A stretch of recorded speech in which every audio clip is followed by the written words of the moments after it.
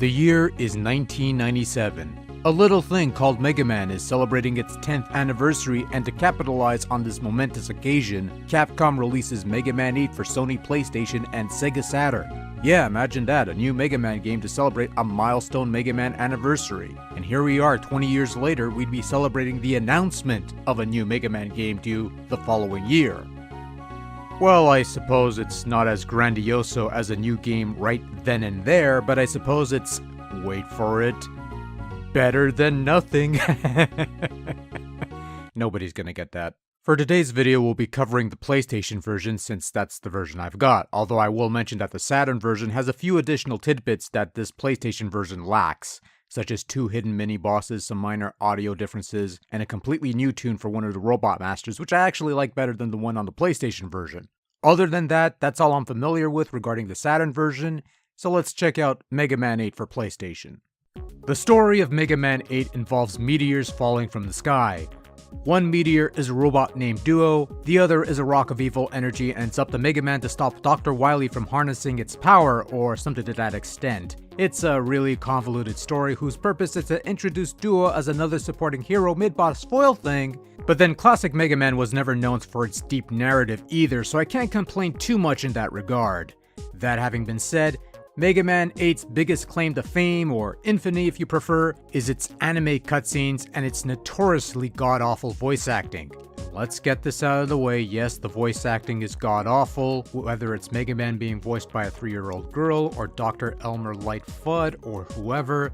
The one-liners dispersed throughout the game are just irritable. We know this, we've heard this, we've dissected this, we've written essays on the matter, we've turned them into memes because the internet is stupid.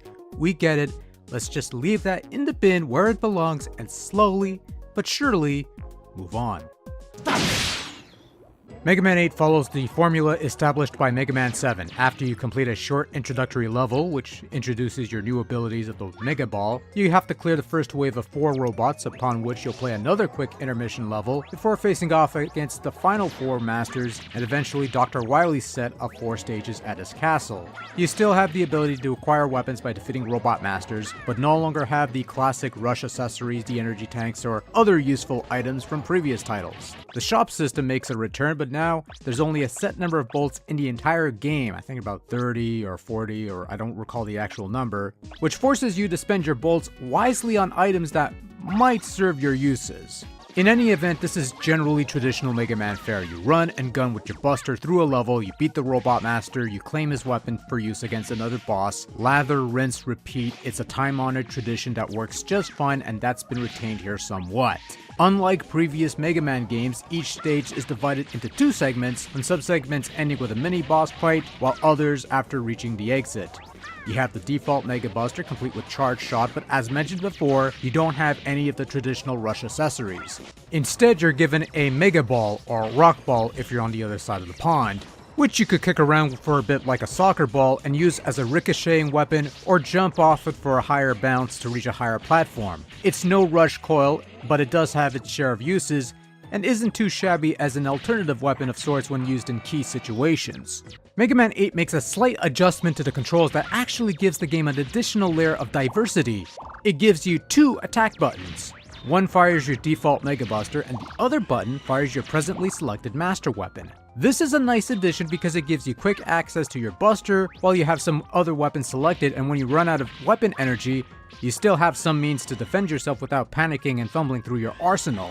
It's one tweak I like quite a bit, and I hope they retain for number 11. But I digress.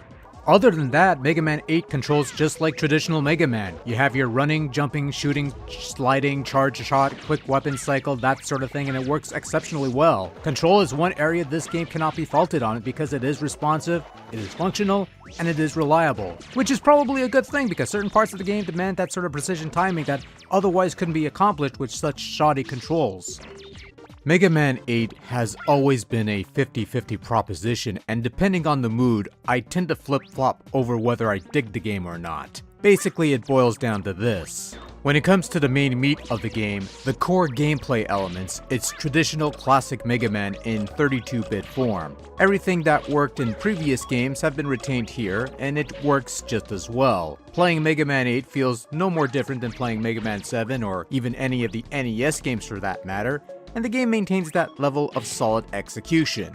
And if nothing else, it doesn't have the slowdown of Mega Man 7, which is nice and considerate. The additional fire button that allows you to fire your main buster as well as special weapon is a nice touch, and the specials featured in Mega Man 8 are somewhat decent and have their moments to shine, like the electric thing that lets you swing up across the posts or the astral thing that hits everything. The names escape me, but there are some nice bits in Mega Man 8 that makes it a nice little Mega Man game.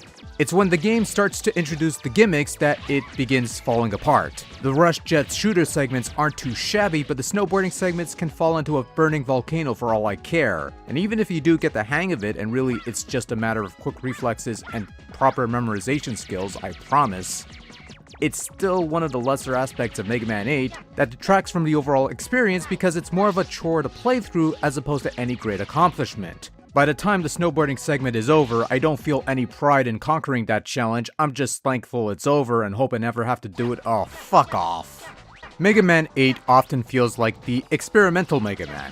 Let's have Mega Man slide down as slow. Let's have Mega Man blow stuff up shmup style. Let's have these puzzle elements and maze style things. Let's turn Rush into a motorbike. Let's have these stages split in half. Let's give Roll an outfit with 2 big buttons. That has to have some weird context somewhere. I don't know.